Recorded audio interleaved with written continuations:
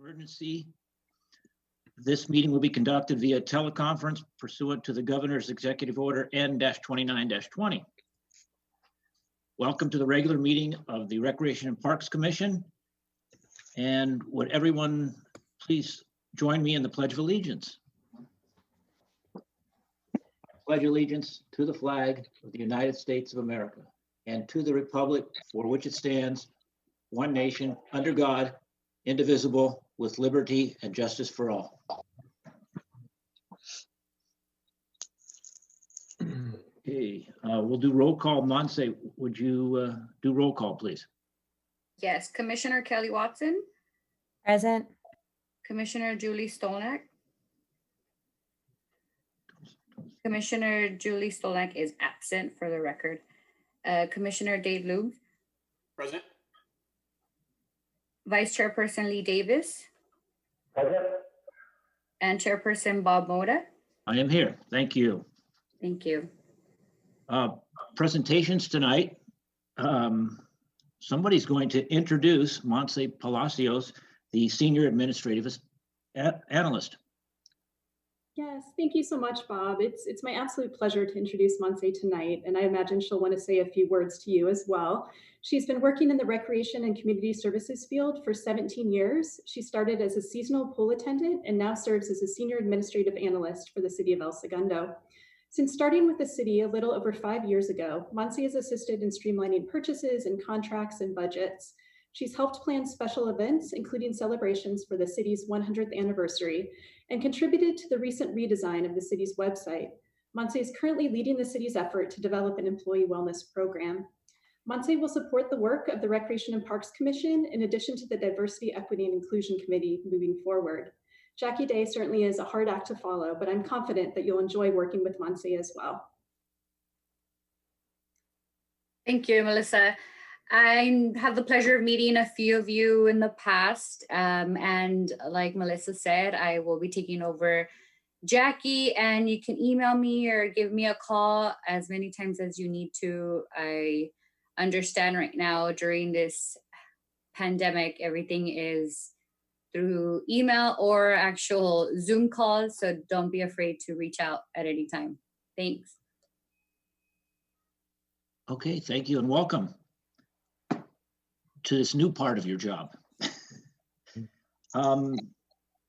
Public communications. Monse, were there any public communications?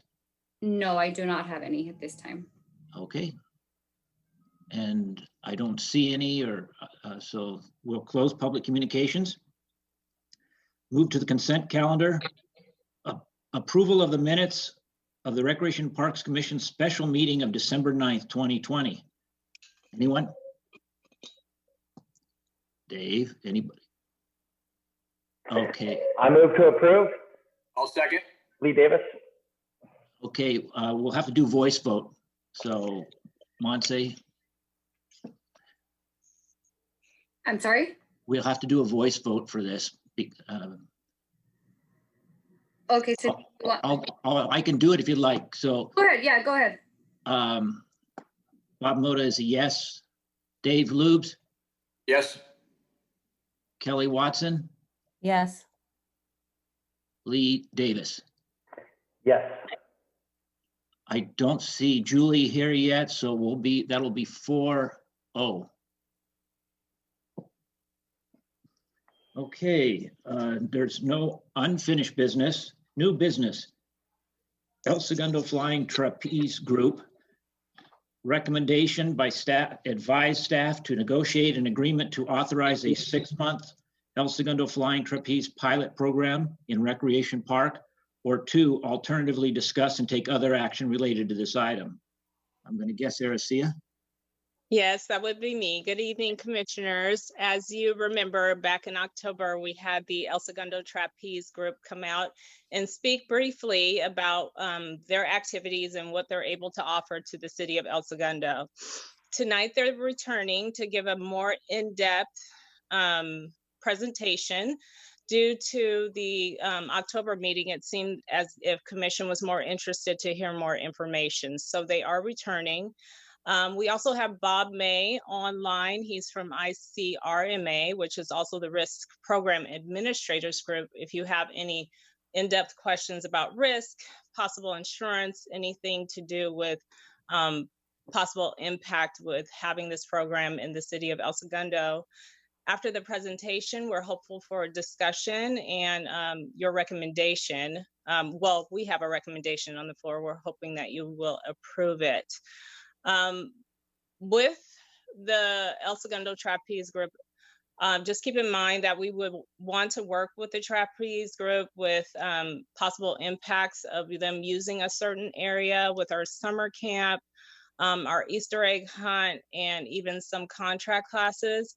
I think we can work closely with them. So without further ado, I'll let them take over. They will be sharing their screen this evening so you can see the presentation as well. So Troy, Eric, if you're ready, take it away. Thank you, Arcia. Thank you, Arcia.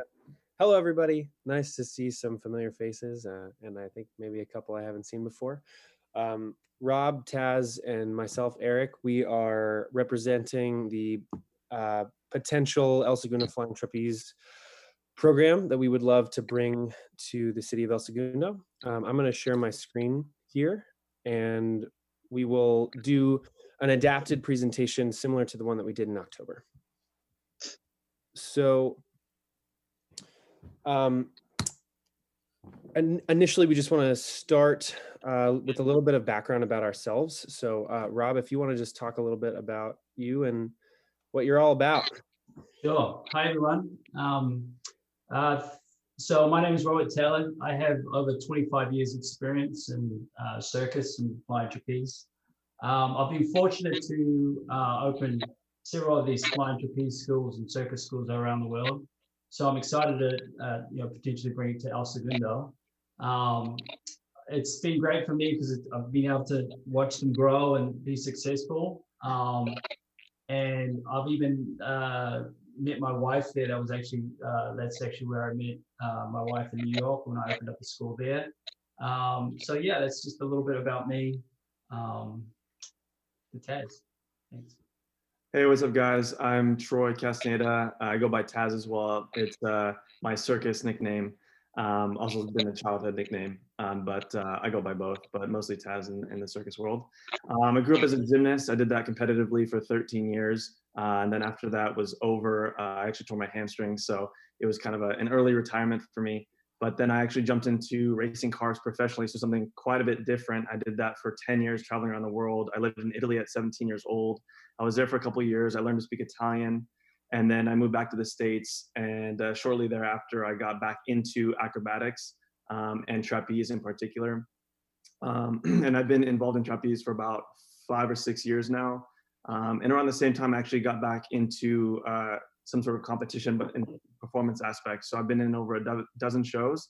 Most recently, I was actually performing in Le Rêve in Las Vegas prior to COVID, shutting everything down, moved back.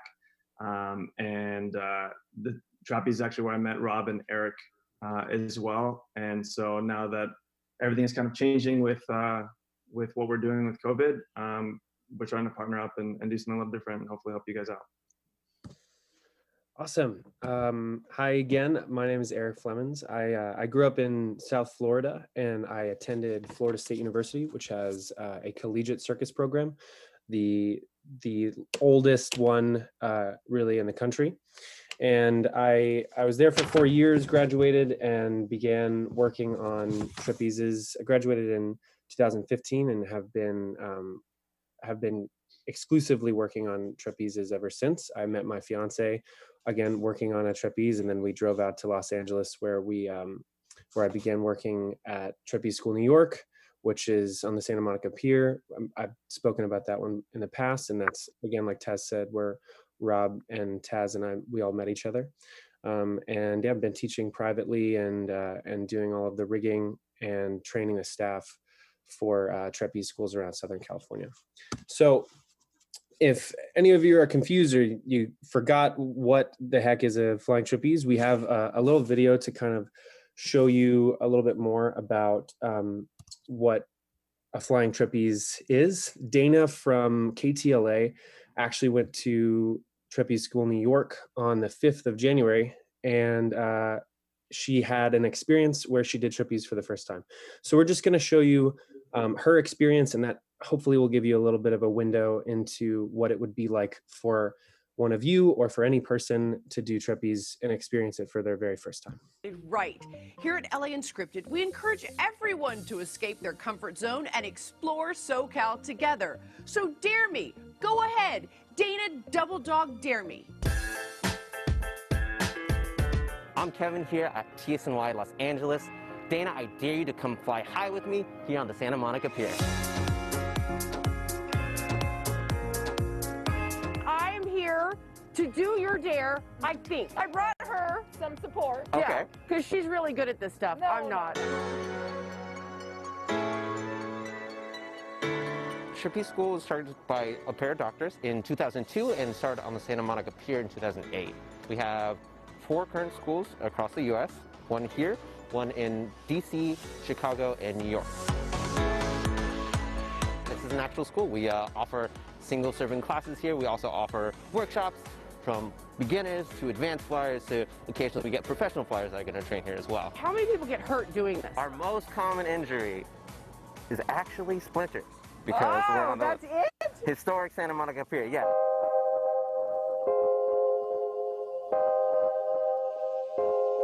So today you're going to learn the knee hang, and that's exactly what it sounds like. You're going to learn how to hang from that bar by your knees. That bar? Yeah, that white That bar. high one? Yeah, that's all the way up there.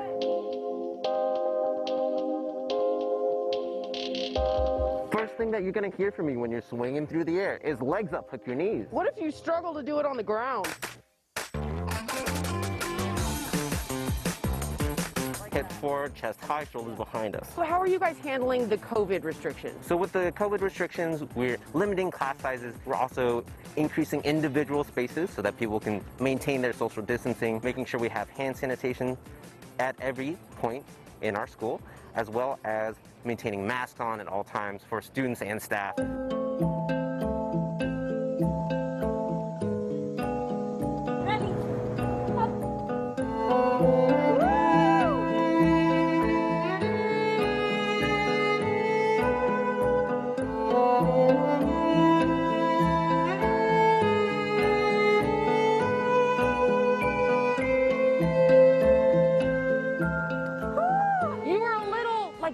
Klutzy, but you know, like, it's fine. It's fine, I'll show you. But it was so much fun. I felt like a trapeze artist. Like I want to join the circus now. Like it was so fun. Are you scared? You know I'm scared of heights. You know, it's like one of those things that it doesn't look that high, but when you get up there, it looks really high. Your dare's up, you gotta go up. Oh! You got it. Oh. Woo! You can do it. How do I get myself into this? This is a code violation. Dana, Dana. Okay, ready? Okay, go. Ah! Ah! Oh my God, I don't like this. No, no, no, no. LA Unscripted. Bring it into the new year. Ah!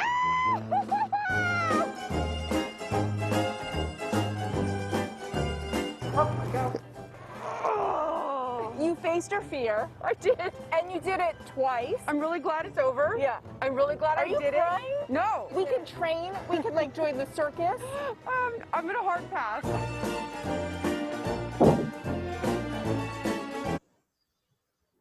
Okay, so that is a bit of a bit of a window into somebody's first experience doing flying trapeze. Now Rob is going to talk to you a little bit about the makeup of a flying trapeze and its composition and how we would set one up in the city of El Segundo. Right. So the trapeze size that you're looking at now is just basically what it would look like. That's without the trapeze net. You got a structure that's like 32 feet high. And we can actually erect it and put it up with 3 people in like a couple hours.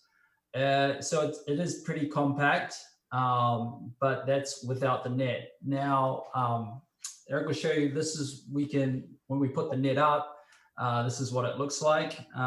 We have the net is just the actual whole trapeze area is around about 20,000 square feet, and it's about like half the size of a soccer field, just to give you kind of a ballpark of what the area, how big it needs to be. The net is actually a nylon netting. It's manufactured specifically for flying trapeze and has a breaking strength of like 3,200 pounds. So it's well over plenty safe enough for the actual impact of, you know, of a person. And yeah, that's a little bit about the net and the trapeze itself. I'll talk a little bit about how we keep the flyers safe while they're swinging through the air. Everybody that climbs the ladder is hooked into a belt. And so at any point, as if they're stepping on the bottom rung of the ladder or they're at the very top of the trapeze, they're hooked into safety lines. And so these safety lines are held on to by the safety lines puller. It's a 2-point symmetrical attachment on either side of the belt. And both of those points are attached to a pulley.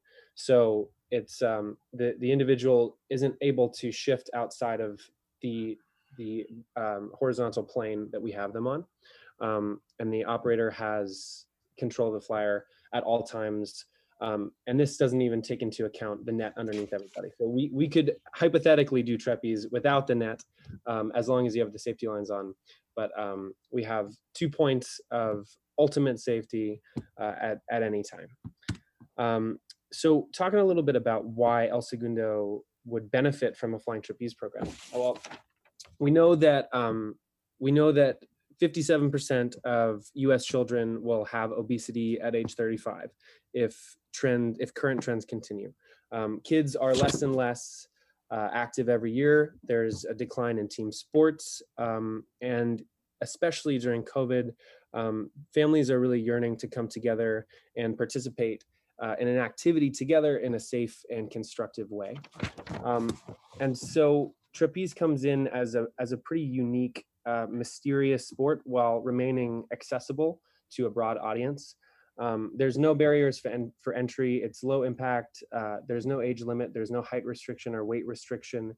You don't need to bring any personal equipment. And you can be 99 years old or 2 years old if you want to participate in flying trapeze. And it's a very inclusive sport, and it's a safe, open environment for people of all races, genders, sexual orientations. And I think Taz is going to talk to you a little bit about why we would love to partner with El Segundo Parks and Recreation.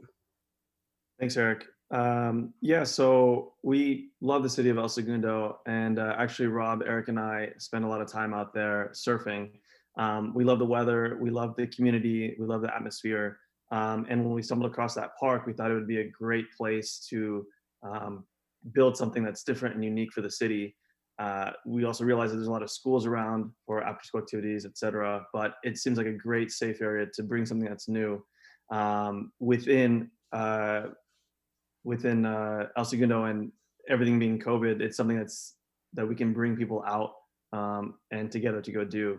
Another thing that we really love about El Segundo is its businesses, and we feel that there's a lot of great partnership opportunities for us to be able to partner with local businesses and have certain days to advertise and, within COVID restrictions, sell coffee and pastries, et cetera, to help market those local businesses and help the community's economics as a whole.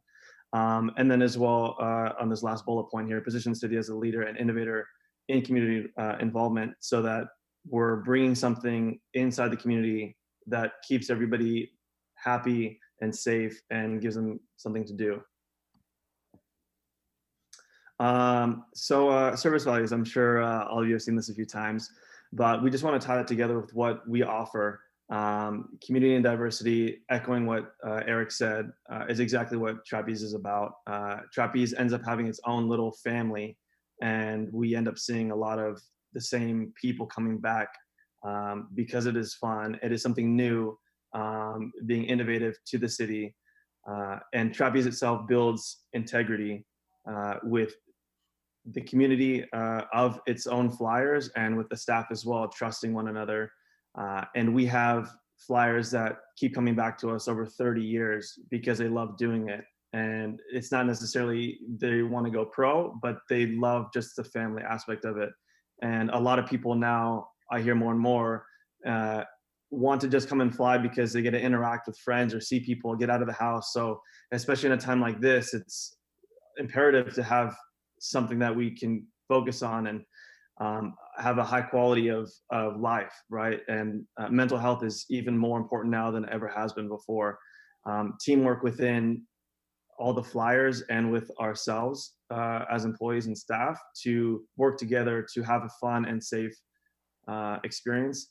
And then just kind of reiterating this lifelong learning, it becomes a tradition as well to have a goal and set it to work on yourself, or have a tradition with your friends and say, hey, let's meet every couple weeks and go fly. And that could be our tradition versus maybe playing video games or just going somewhere. We have an activity to do together, which will be good physically and mentally as well. And why us? Well, we have quite a bit of experience together. We've been putting our own workshops, and we've all been working together for half a dozen years. We like working together, we enjoy each other's company, and we feel our personalities will help encourage a lot of other friends and family and locals come out to have a great experience. We love to be involved with El Segundo as a leader of safety, being able to provide an activity that is safe and that we could do not just physically, but for COVID as well, to know that they can actually go do something and we're taking the right protocols to enforce that safety. And we've had a great track record anytime we put our workshops, and we would like to continue that. And we already have an existing clientele in El Segundo, but also honestly around the state of California. We've had several people drive 2 to 3 hours just to come and take a workshop with us. And they'll do that weekly because they love it so much and they love working with us. Talk a little bit about our COVID-19 protocol. Kevin mentioned that Trapeze School New York, a couple of their safety protocols that they enact. We helped develop those. We all currently train all of the new staff. We taught Kevin how to fly and how to catch.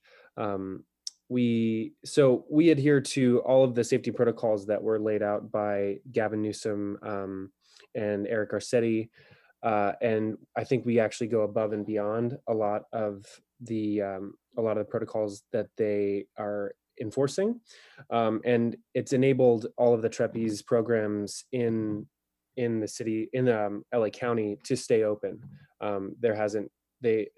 Trapeze School New York in particular hasn't closed since the pandemic has begun. So a couple of protocols that we require are the temperature checks. We have hand sanitizing stations at the top of the board and at the bottom of the ladder. We have all of our flyers wearing masks at all times. We enforce social distancing when they're on the ground. We have certain protocol when the boards worker is working with the flyer who climbs up the ladder. There's a lot of things that go into it, but we're pretty confident that we haven't ever experienced any sort of COVID issues surrounding us flying for the last full year. This is an example of what a class schedule could potentially look like. There really isn't any restrictions when you can do flying trapeze. Really, the only thing is it's hard to fly in the rain, but thankfully we're in Southern California, so we don't have to worry about that too much. If there are lights, if say we're in kind of an area where there's a soccer field or a baseball field, we can even fly at night. We like doing morning classes. We can do workshops, after school kids workshops. We can do community flying sessions. We love doing weekend workshops with return flyers, so that people are building on things that they have learned in past classes. And so this is just kind of can give you an example of what a day in the life of a trapeze school would look like. So just a couple of partnership options that we have, possibilities that we have put together. We talked to Acacia about her Recreation and Park Scholarship Program, and we're really, really interested and impressed with that. And so we would, in this scenario, we would provide the El Segundo Recreation Parks Department would provide permittance to the trapeze school at the location of the choosing of the Parks Department. And in exchange, we would offer programs at low or no cost to disadvantaged students, students on free or reduced lunch programs in the city, and or various community members of the city's choosing. And the rig and the staff and insurance would be provided by us, listing the city of El Segundo as an additional insured. The licensing agreement, we would partner with the city to create a partnership wherein profits would be split at an agreed upon percentage. And again, in all of these scenarios, the rig, staff, and insurance would be provided by us, and we wouldn't need, the city wouldn't need to worry about the insurance or the staffing or anything. And then a contract option, leasing the space for a contracted period of time, and just run as an independent business would also be possible as well, but we would love to be partnered with the city as much as possible. Cool. So I will stop the share here and leave it to the floor.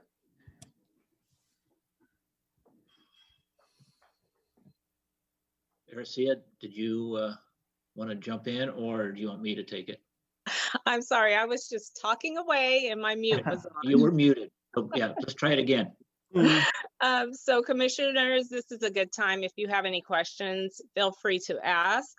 Also, as a reminder, Bob May is on the phone. If you have any risk associated questions, I'm sure he can hop in and answer those questions for you as well.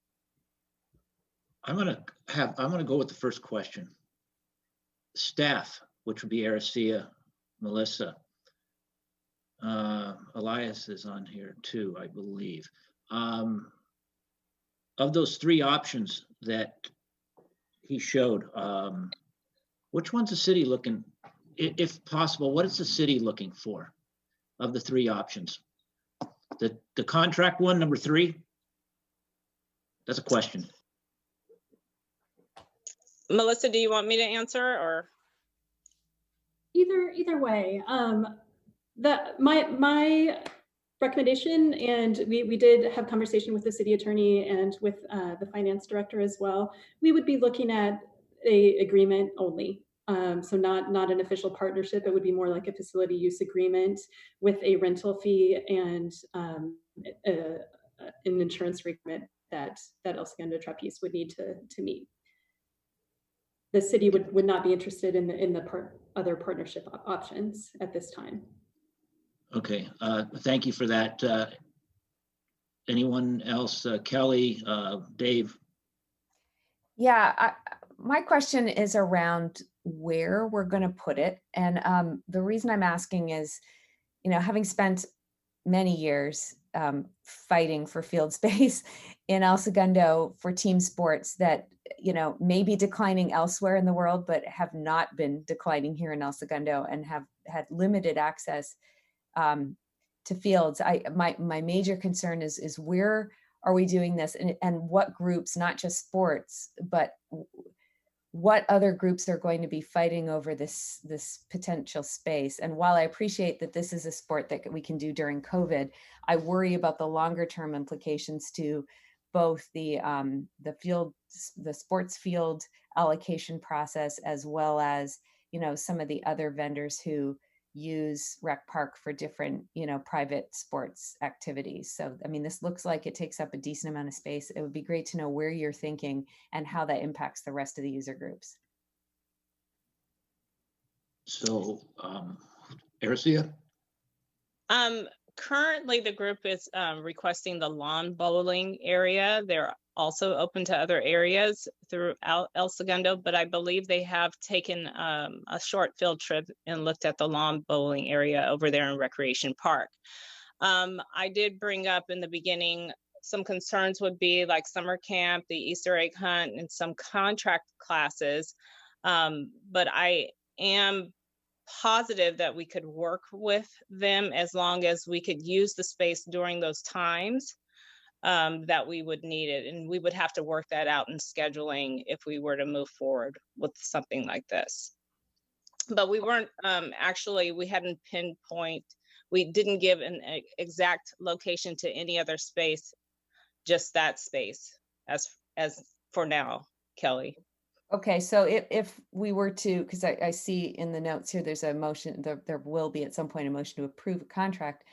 I just want to, you know, protect, I guess is my thing. I would like some language in that to protect the fields, specifically the sports fields, but also, you know, relationships that may take precedent. You know, I don't think it's fair to any of the user groups that we have to add extra pressure to a system that is already close to breaking without us increasing available field space somehow to accommodate this. So I guess I would, you know, as much as this is a really fabulous proposition, I don't think it's fair to add pressure. So there, I would just want to know that there was not going to be any, you know, yes, we're doing it on the lawn bowling today, but now all of a sudden, oh, look at that softball field looks really good and has lights at night. Now we're going to start to go in there because that's going to put pressure on the rest of the ecosystem that already is at a straining point. Correct. And I am in that fight with you. So I understand the pressure that how that can become really something that's impactful to the fields. And I wouldn't want to move forward and take up another sports field. That would not be the intention.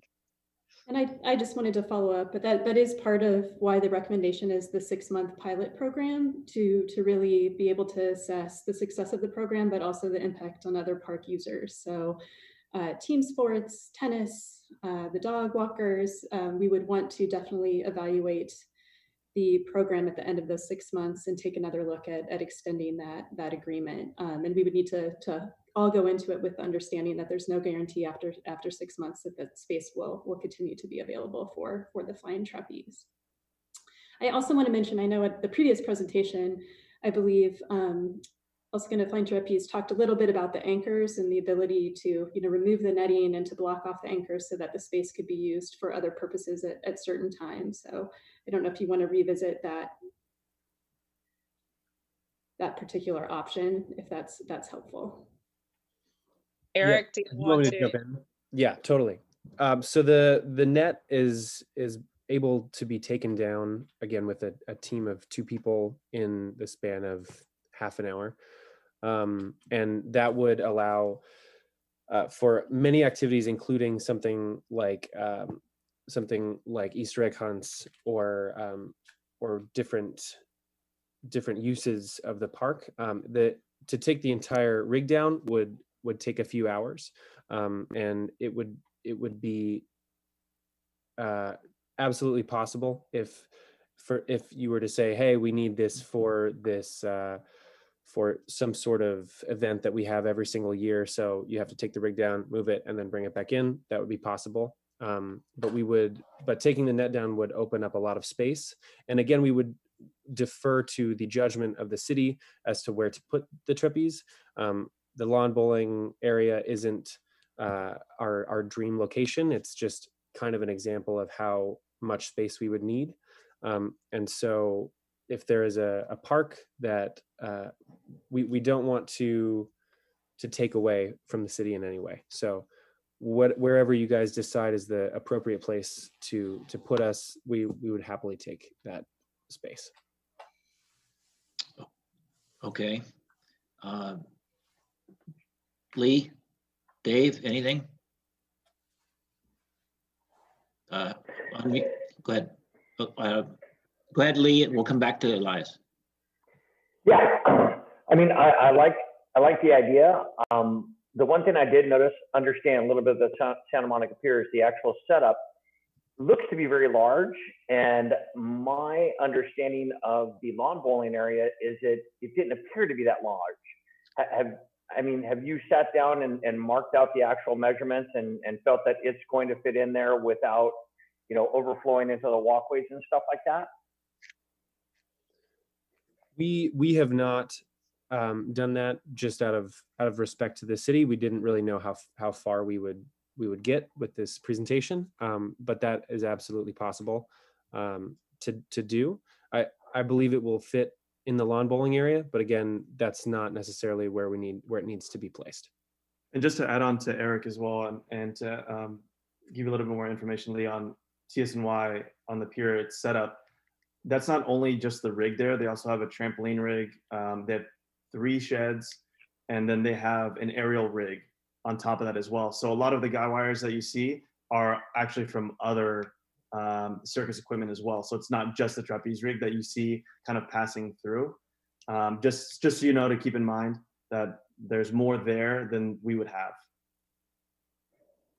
Yeah, I got it. I just want to make sure, I mean, when you're asking for a proposal and, if we're going to be asked to make a recommendation, I'd like to know that the site was pretty much solidified and was going to work. And then rather than approve it and then say that, oh, by the way, we're going to move it over to a Freedom Park or, wherever else, it could impact other stuff. And once we give our yes, it just doesn't sound like we've still worked out a lot of the basics as the footprint of any given arena should be a priority to make sure that, it does fit. And, when we do approve something, we know what we're approving and that it will work. So that's just my thoughts. I can just add to this. I've actually set up trapezes in smaller spaces than that. That's why we actually picked that area. There's actually plenty of room for the guidelines and just for what we need. Yeah. Okay. Elias, I'm sorry, Elias. Thank you so much. I'm sorry, you may have covered this. I had to step out for a few minutes, but let me ask you, do you plan to fence that area? And if so, if you do not plan on doing any fencing, does your insurance carrier know that? Because insurance carriers, they oftentimes ask if with trampoline, if the area is going to be fenced off, so it'll be allowed for specific people. So I would appreciate if you elaborate on how this is going to be. Yes, so Elias, it's the trapeze when closed is absolutely inaccessible to anybody. You couldn't physically climb the aluminum poles to access the trapeze. It's not physically possible. So when the ladder is taken away and the net is taken away, it's completely inaccessible in the same way that a telephone pole is inaccessible. So we would again refer to the discretion of the city, and if they want it to be fenced, but it by no means needs to be fenced. Okay, Dave. So staff is making a recommendation. It sounds like based on what Acacia said, that they're feeling good about this and want to move forward, which makes me want to do it, because we all know that if staff is bringing this to us, they've vetted this for a fair number of hours. So just know that I'm going into this I want to say yes. With that said, I have the same concern that Lee has, not just with that space in particular, but voting yes on something and moving it forward without really knowing where it goes is hard for me to do. And before I go on with the rest of my comments, Melissa or Acacia, is this also need to go to City Council, or is this a one-stop shop and once we do it, it's going to move forward? So curious. Really what we're asking for tonight is the recommendation to negotiate an agreement with El Segundo Trapeze. So we would still need to create an agreement that the city is comfortable with, and that's where the rental rates and the insurance and the details about the location and security and all of that would be negotiated. So what I think Acacia and I really need from you tonight is to know, are you comfortable with offering trapeze as a program within Rec Park? And if so, then we will move forward in negotiating that agreement. It still may not move forward if the terms aren't acceptable to either side in terms of the insurance requirement and the ability to meet the level that the city is interested in. But if you bless the idea, then the plan would be to put in a good faith effort to try to negotiate that agreement that at a point that would be acceptable. At this point, I don't believe it would need to go to City Council for further approval. That of course may change, but that's my current understanding. Okay. So as I think about Rec Park, thank you for that, Melissa. You know, that's kind of the only space that I can possibly imagine taking, like to Kelly's point, to taking away space, because it's really not an area that any of our local teams can use. It's too small and it has the concrete curbs and all other sorts of things. So that to me is the only place in Rec Park that it could possibly be fit or would possibly fit. Have somebody mentioned Freedom Park.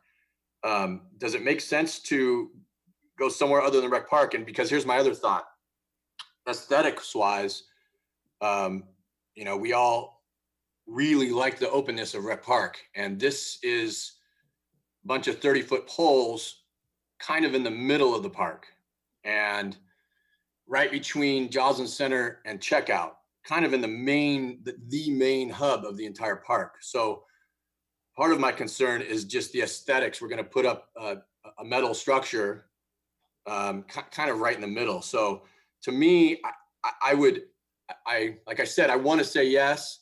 I want to offer, I have no idea if this will be a success. We didn't, like someone mentioned in the documents, something about pickleball. You know, no one knew that pickleball would go crazy either. And people were poo-pooing that idea. And then it really is taken. So you know, maybe this thing goes crazy and it's a great offering for recreation and parks. But the idea of having a metal structure in the middle of the park just doesn't, my initial reaction is that would be unfortunate. And so to me, putting it somewhere over on along Washington in one of the parks on the east side over there makes more sense. But again, I can't vote yes if it's kind of wide open on where it would go. That's hard for me to do. The other thing is, and you know, again, staff has brought this to us, so I'm sure you've thought through this, but I don't know if we have any other relationships like this. Or is this kind of like all the classes that we offer that are, what's the name I'm looking for, Acacia? Contract classes? Is this kind of like turns into like a contract class, right? Where there's a separate vendor who offers the class, or yes. So that would be the relationship. So it's kind of like, so it doesn't open a new can of worms with regard to we're allowing this company to rent out a space in Rec Park or one of our parks, and you know they have to make a living, they got to make money, so it's a for-profit business. I think you answered the question, Acacia, but those are the thoughts that are going through my head. Just I don't know if that's, I guess if it's a rental agreement and they're just renting the space and their marketing and the program is really up to them. And I know there's a 6-month period we can reevaluate. That makes me feel better too. So I know those are mostly musings and not really questions or really definitive statements. The other thing is the anchors that get put in the ground, are those, I assume that those are, they have foundation. They have, what's it called? They're 3-foot steel stakes. 3-foot steel stakes into the ground. Oh, that are removable? Yes. Oh, they're not permanent. So No. if after 6 months it's not a success or anything, there's nothing left. There's nothing left. You wouldn't know it was there. So yeah, that's really all I have to say. I would prefer to have an actual location selected. And then I'm worried about the aesthetics of it if it were in kind of the middle spot of Rec Park. Dave, that part's easy. If you make a motion and that you're interested in it and just say the location has to be here, if not, it has to come back. I mean, that part's, we're worried about a location. Staff's going to make a recommendation, and I'm pretty positive that staff will never, ever put it on a sports field that are so handicapped right now and overflowing. But I think that part's easy. Eric answered one of my questions regarding it'll be like they were never there in 6 months if it doesn't work out. I have one question for Christopher. Christopher, what are your thoughts on using the lawn bowling area for this type of project? I think that's a good location. It's already fenced. It's kind of isolated. The dogs use it a lot right now during the week. I know we use it for special events, but with their apparatus looking like it can come up and down to accommodate different things, I see it as a pretty good use. The one thought I had regarding the poles and the structure and that kind of thing. I mean, we do have lighted tennis courts with poles and lighting, so which is just right adjacent to the area. So I think it makes sense. Okay, thank you. Bob, can I interrupt? And Melissa, correct me if I'm wrong. For a license agreement, it will have to go to council, correct? It depends on the amount. Okay, I just wanted to make sure. Okay. Yeah. All right, my next thought. Okay.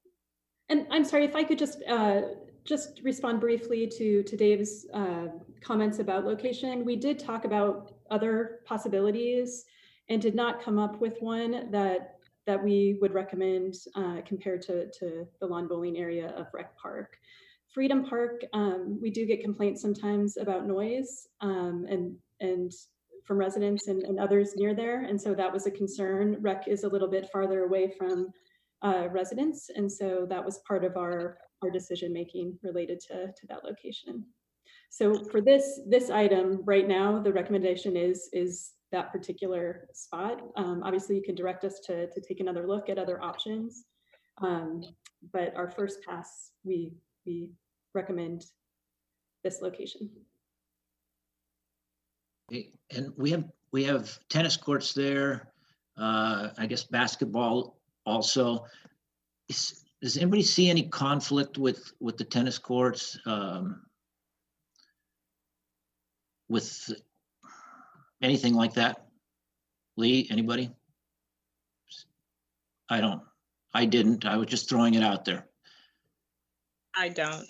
Actually, I think the location, I understand what Commissioner Loobs is saying about what it looks like visibly, but I also think the location lends itself to a lot of people seeing it and being attracted to it, and it possibly becoming even more successful because we have so many visitors in Rec Park.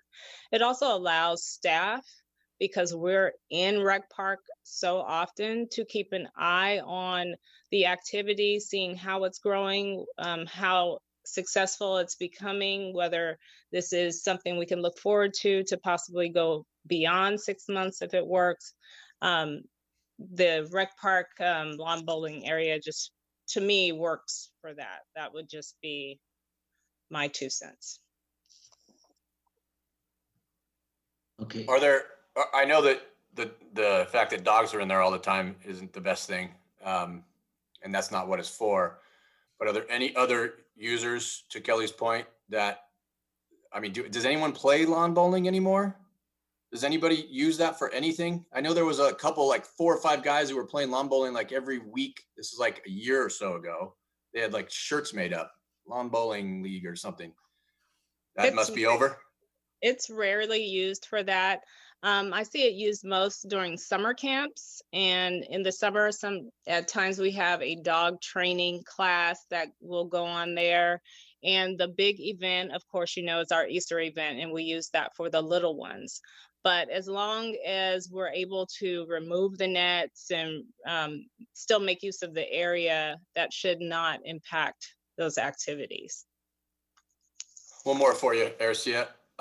Let's say we move forward with this and we have a 6-month period. Will the commission have an opportunity to weigh in on whether it should continue after the 6th month, or will that be entirely a staff decision?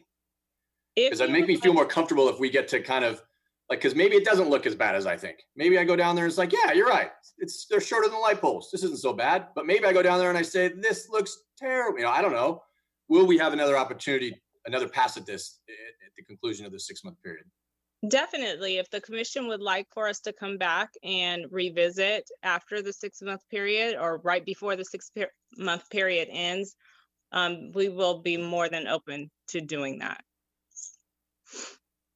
I'd So like are to make we a open to putting a box on this that says that it cannot be on the sport field, not on Brett, not on any of the, I mean, I would just feel more comfortable. I appreciate that staff doesn't want it there, but then staff changes or things change and, it's COVID, nobody's on Brett now. So why don't we just put it on Brett? And then all of a sudden now we're fighting for space on Brett for soccer. So I just want to make sure that we put a box around that right now and say it can't be on a sport field.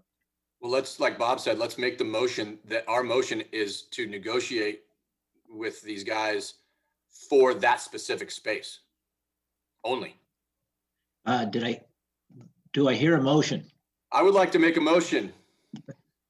Mr. Moda, my motion is to direct staff to negotiate with these gentlemen to come up with a plan to put this on the lawn bowling area for a 6-month period with the caveat that the commission gets one more pass at it near or approaching the end of the 6 months, and we have to reevaluate. That's my motion. Lee Davis, I'd like to second it. We'll need to do a voice vote on that. Monse, do you want me to do it? However you feel comfortable. Okay. I'm not sure if Jackie used to do it or did you do it? Go ahead. Why don't you do it? Okay, so Kelly Watson, Yes. Dave Lube, Yes. Lee Davis, Yes. and Bob Moda. Yes.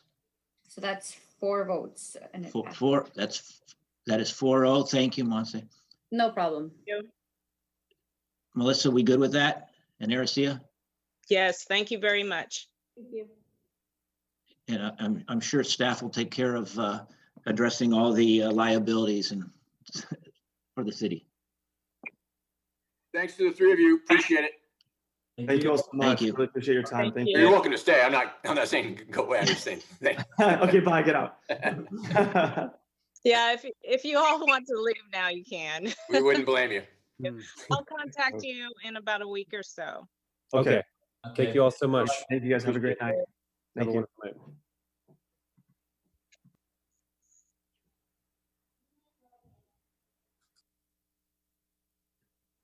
Bob, you're on mute. I'm on mute. It's getting smaller. Okay. Thank you, everyone. We're going to move to reports of subcommittees. Aquatic subcommittee, anything? No, we did not meet. Thank you. Gateway committee, anything? There has been no meeting. Okay, thank you. Golf course subcommittee. Anybody? Melissa, nothing. Okay. I think the only thing I do mention is that the course was given the 30-day notice and that they're looking at construction here in February. Maybe Melissa has more information on that. Last I heard there was no contract, but it sounds like there must be a contract very close to being signed if they're given 30-day notice to the current vendor. Okay, thank you. I'm sure we can hear something in Melissa's report unless she's going to go now. Whatever you prefer, Bob. We can wait your report. I'm sure Yeah. you're going to give. Transportation subcommittee, it says it's on hold. Okay, Youth Sports Council. There was nothing, it's usually about this time of the year, but I have talked to Sean and he said we're on hold for a little bit. Thank you. And now it's staff reports. Acacia, Recreation Superintendent. You have, yes, commissioners, you have my report in front of you. The only thing I want to actually follow up on, because we don't have a report for the Aquatics Committee tonight, we are still working with Methuen. Methuen was finally able to have an appointment with the county. It really took a long time. So I'll be sending out another meeting request for Melissa, Lee, Kelly, and Elias, so you can join us on the next meeting. They should have an update with regards to what the county said. So looking forward to that. But other than that, that's all I have this evening, I believe.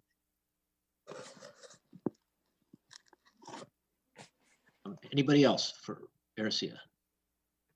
Okay, thank you, Acacia.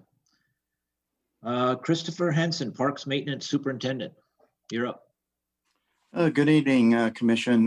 You have my report, a couple of updates. Acacia Park demo day today. They started demolition on the pool, restroom, and fencing and so forth. So we're pretty excited about that that park getting underway. And also demolition began on the softball bleachers as well. And so we're excited about that project also. And I'll take any questions. The fence at Stevenson Field where you took the vines down, we going to take the rest of the vines down and replace that fence? We're going to take the rest of the vines down. The Public Works Department will be assessing it. They'll have a vendor come out and assess the status of the fence and come up with some recommendations. So the vines were holding that fence together and keeping it from falling down. That may be the case.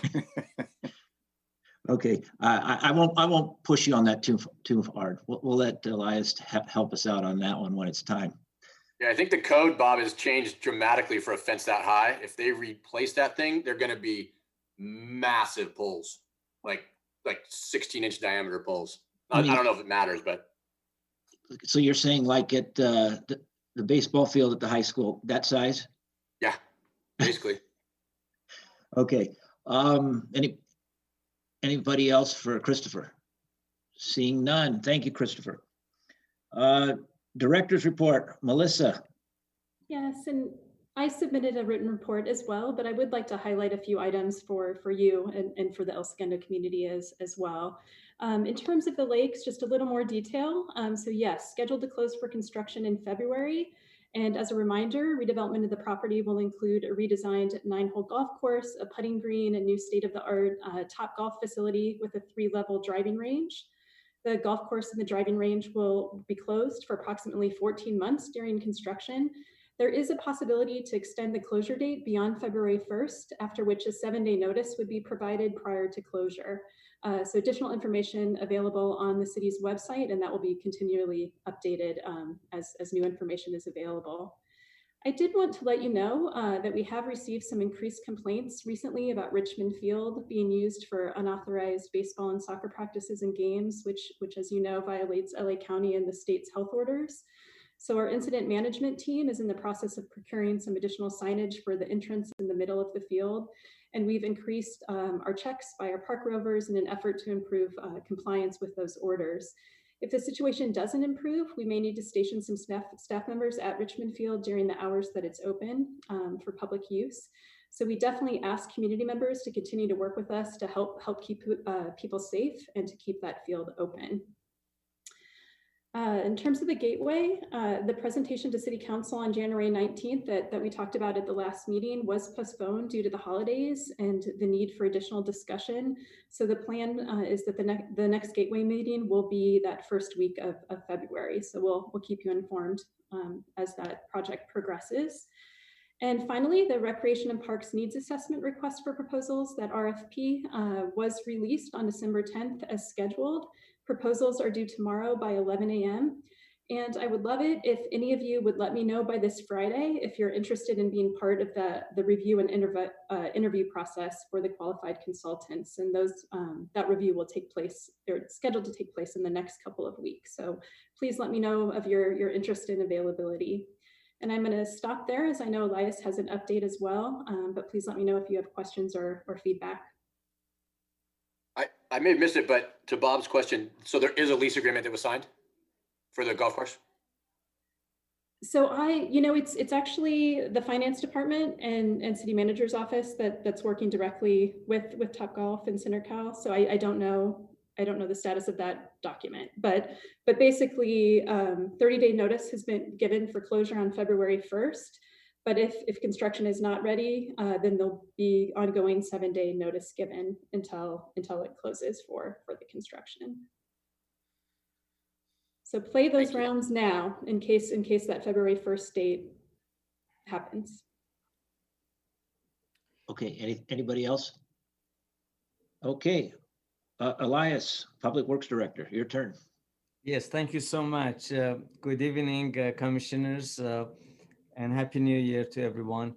So last night we had a very interesting item on the City Council, and I don't know how many of you were able to tune and listen to the conversation, but back in December of 2018, the City Council approved the use of CDBG program year 2019-2020 funds that were totaled about $58,948 to implement the Joslin Center Americans with Disabilities Act.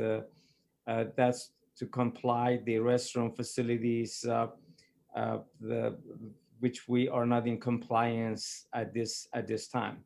So previously there was a 55,447 already, so that brought the dollars to $114,395. As you know, the city has a project that is ongoing right now, where we are going to replace all the existing windows of the City Hall. That project was in the works before I got here, and the plans are already out for advertisement, and we are going to be able to hopefully award that construction hopefully in March of this year. So one of the things, so that I'm going through this because I want you to know the details of it, and then I get to the bottom line. Before we get a permit to replace these windows, believe it or not, just like a developer that would submit plans for if you were remodeling of their buildings, we have to go and obtain a permit from our sister department, which is right next door to us, from Development Services. So one of the criteria before our beloved sister department issues such permits, they want to make sure that certain amount of rules and regulations are in place. And that's throughout the United States of America, not just California. And one of the key things is they want to make sure that that building has the ADA compatibility. In other words, if a person wants to spend, say, nearly $500,000 on a facility, on a building, the very first thing they're going to look and see is if that building is accessible for handicaps. That's one of the very first thing they do. So we are in no exception, and some of our restrooms in City Hall, they are not quite ADA compatible.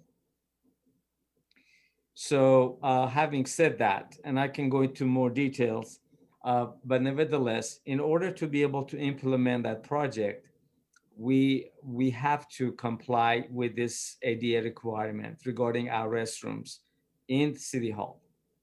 So that was one wheel in motion. The other wheel in motion is the fact that on the Joslin Center ADA compatibility for the restrooms, we're not just talking about the restroom itself. We're also talking about access to the restroom from the street. In other words, a key component of compliance of any building to ADA requirement is not just necessarily the building itself and the width of the door for the restrooms, for example, or the height of the sinks, is also making sure that the handicapped individuals can enter into the facility from a public roadway or public parking lot, or a private parking lot for that matter, because that applies to private businesses too.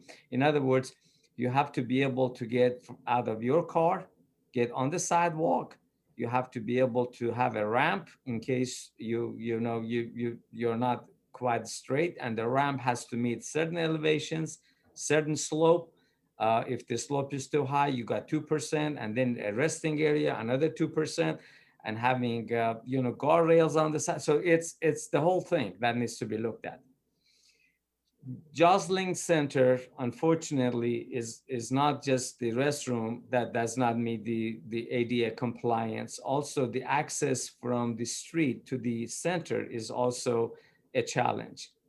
And we estimate that if we were to do the whole thing, it would be close to, including the work that we have to do for utility adjustments and plumbing, it would be about $500,000. So the amount of money that was available was $115,000, 120 at the most. So what we decided to do was to take the money that was allocated through CDBG funds for Joslin Center compliance, use that money for a job that is now a priority for us, and that's what we did last night. So I said this to the city council last night. This is not to take away from Joslin Center and give the attention to this building as needed. Another wheel which is in motion, as you know, is the RFP is out, and I work closely with Melissa to put that RFP out. That is basically is the master plan for all the facilities in the rec park. Not only that, but based on the cost and based on priority, we'll be able to hopefully get all those needed improvements such that based on priority, we could start focusing on those and get them done. And we did not really want to go and focus on Joslin Center and do that and piecemeal that. Basically, we wanted to really have the entire campus studied and follow the master plan. So all these wheels are in motion. So we went to City Council last night. The City Council had some questions, and after some discussion, there was a split vote. Some of council members who questioned me, we have met since with them, and they feel more comfortable. The ones that voted no, so it was a split vote, 3-2. I'm sorry, 3-2. The action was approved by the City Council. But I just want to reassure the members of the commission, as I did last night, and Scott did the same thing, the city manager, that we are not going to forget about Joslin Center and or any other facility in the rec park. And I'm going to echo that commitment, but I just wanted you to know what happened last night, the reason behind what we did, and what is going to be forthcoming. I expect that Joslin Center to be accommodated with ADA improvements as needed with other buildings in the rec park based on the master plan that is going to come out. And we're most likely going to be using the CIP funds to do that, because CDBG funds is also only going to be about $60,000 per year because of the size of the city, and it's not going to be sufficient to do all those improvements. And at this time, I would like to take a pause, and I'll be more than happy to answer any question you may have, unless Melissa, you want to add anything that maybe I have left out. I don't know. Melissa, anything? I will only add that the item, we didn't brief you on the item earlier. It just emerged at the beginning of January. So you did not meet before the item went to City Council, since it came to my attention. I imagine it was something that you would have wanted to weigh in on. But as Elias said, we heard strongly from we believe in it prior to that, but also heard strongly from the City Council about their commitment to Joslin, even to the point of putting money in it, even if they know a large renovation will happen in a few years down the line. So it remains very important to this community. So I think, Elias, as you said, let's answer questions and hopefully can respond if you have them. Anyone? Lee, Dave, Kelly? I think, Lee, go ahead. If I could, I just wanted to thank you because as far as the master plan goes, I think we've watched a number of different facilities, and one of my, I'll call it a pet peeve, was Richmond. We actually watched the TLC building on one corner do what they wanted to do. Then we watched, what we're going to do with the park space, which is your grounds for soccer and the kids to play at recess, and then the plunge, and there was really no master plan. So what I'm hearing from you, it sounds like we're going to look at Rec Park as a master plan, make sure that we put all the checkouts, clubhouse, all of this into a master plan and make sure they all work in coordination with each other, which I understand there's going to be some people upset that Jocelyn's not getting fixed sooner rather than, well, it's not getting fixed soon by any stretch. But with the understanding that we're going to do it right when we do it, I think is the right approach. And that's, correct me if I'm wrong, but is that what we're doing? Yes, sir. That's exactly what we're doing. But I like to also add some good news to this. I play pickleball myself, and I go to the rec center almost every weekend, and I see a lot of crowd that is out there by the checkout building. Also, there's a park, as you will know. This is a very highly traveled part of the park. You see families, you could see everybody. It's so happy environment. And a lot of these individuals will be using the bathroom. So the bathroom at the checkout building are very popular, the most popular bathrooms in the entire complex. So we had $200,000 left in our CIP. So Melissa and I, we talked it over, and Melissa and I, we thought that a good place to put this money in good use is to concentrate on the checkout building and see if we could, if you would, as an exception to the rule, which we just talked about, that master plan, if we could focus on because we got to do something there. I've been there, the bathrooms are not in good shape. We could do a lot of improvements to those bathrooms. So the exception to what you just said is the fact that we want to go off tangent and concentrate on spending $200,000 to improve the bathrooms by the checkout building and any potential accessibility from the building to the parking lot and the public road. So we are meeting tomorrow with our beloved sister department, Development Services, to go over that plan. And I'd like to put that plan in motion. Melissa is for it. City manager's office is for it. And I'm gonna brief our city manager. He needs to also maybe let the city council know, but we would like to do something for the checkout building because of the foot traffic and because we are providing those services, and we need to do something there. And I'll just follow up, whatever we decide to do with those restrooms at checkout need to work into the master plan. Of course. And that sounds silly, but as soon as we decide to take one thing from another, and then all of a sudden you do something with that restroom, and then the master plan then calls for something else. So it's just be careful. We will be. I would expect that the master plan would consider the bathrooms in checkout building based on the traffic would really come on the top. It's, not to mention the conditions of it anyway. So we'll be ready for that, of course. Anybody else? Okay, thank you, Elias. Yes, sir. We're going to go to commissioner comments. Commissioner Watson. I wanted to welcome Montse, and you do have big shoes to fill, but I'm sure you're going to do a great job. And if there's any way that we can help you, let us know. So that's great. And thank you.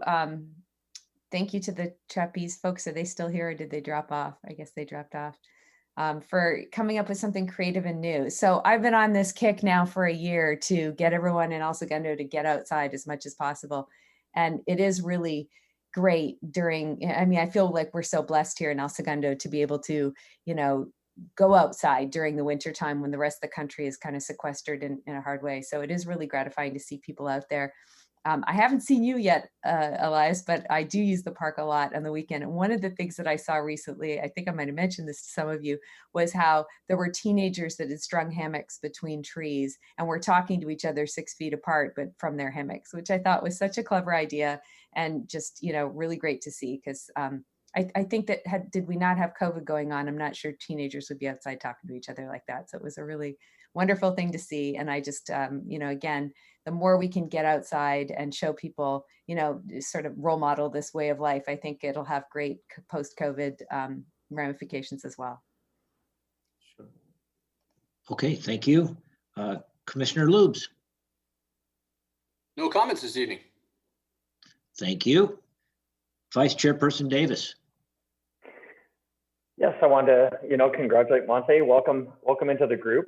Wanted to go on and congratulations on Acacia Park. I know, Christopher, it's another undertaking, and I just hope for all time's sake, the residents, I think, will appreciate a speedy construction period, because I know they've had to deal with numerous influxes of activity at that park. So hopefully that all works out. And I'm ecstatic to hear the golf course is finally, after so many years, moving in the direction where it looks like we'll get it together. So those are just things that, I think are, despite the COVID and all that, pretty exciting, and hope that it all goes well. That's all I got. Thank you. Thank you. And tonight, Monse, welcome. I've seen you at the park, obviously, but welcome to our little group. And everyone else, thank you for giving us the information and keeping us apprised of what's changing and rapidly changing within the community. Before I add one more, if you don't mind. Please go ahead. Comment regarding the golf course. I am part of the group that is looking at this beautiful project. So to let you know, just a little more information. I believe the vendor is undertaking the task of looking at the site and do the environmental phase 1 analysis, which basically they walk the site and they make a determination if there is any underground tanks there and so forth. And we provided the information that we had. So just let you know, they are in process of doing that before they do the final execution of the agreement. So they are very serious about that, and I just thought I'd share that with you guys. Thank you very much. And with that, anybody else seeing nothing, we'll adjourn to the next regular meeting on Wednesday, February 17th, 2021 at 6 p.m. Thank you, everyone. Thank you. Good night. Good night.